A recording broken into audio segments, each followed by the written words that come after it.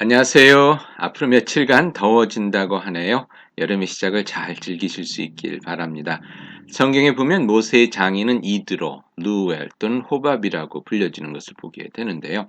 오늘 본문인 사사기 4장 11절에 보니 그의 자손 중 한 사람인 헤벨이란 사람이 시아나님이란 곳으로 이사를 했다고 나와 있습니다.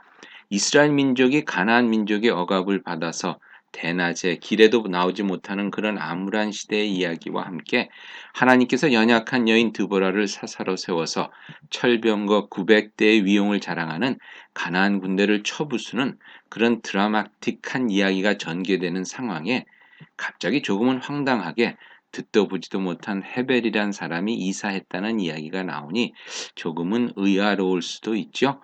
그런데 우리는 이렇게 이사한 헤벨이란 사람의 아내 야엘이라는 또 한 명의 여인이 나중에 하나님께서 계획해 놓으신 이스라엘의 승리를 위해서 중요한 역할을 하는 것을 보게 됩니다.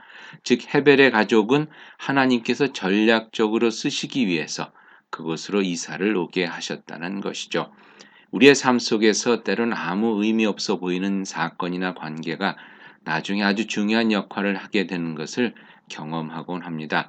저 같은 경우 10여 년 전 아주 시골로 파송을 받은 적이 있었는데 그때 그 파송이 진짜 아무 의미 없고 제게는 인생을 낭비하는 것 같았지만 나중에 돌아보니 저와 제 가정에 너무나도 필요하고 소중했던 시간들이 되었음을 깨달으면서 미리 아시고 준비해 주신 하나님의 손길에 지금도 감사한 마음을 잊지 않고 있습니다.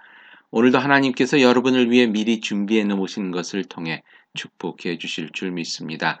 또한 내일을 위해서 하나님께서 여러분의 삶 가운데 지금은 잘 이해가 되지 않을 수도 있지만 하나님의 선하신 손길로 하나하나 준비해 가고 계신 일들이 또한 있을 것입니다.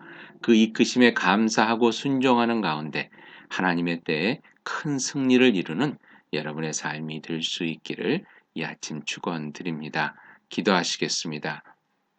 헤벨이란 사람의 가정을 이주시키셔서 그의 아내 야엘로 하여금 하나님의 구원의 사역에 쓰임받게 해주신 하나님, 저의 삶이 하나님의 정교한 손길에 이끌려 가고 있음을 고백합니다.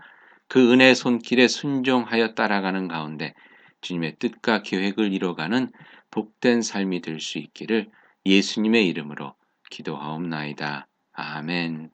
이끄시는 하나님의 손길이 따뜻하게 느껴지는 오늘 하루 되기를 축복합니다.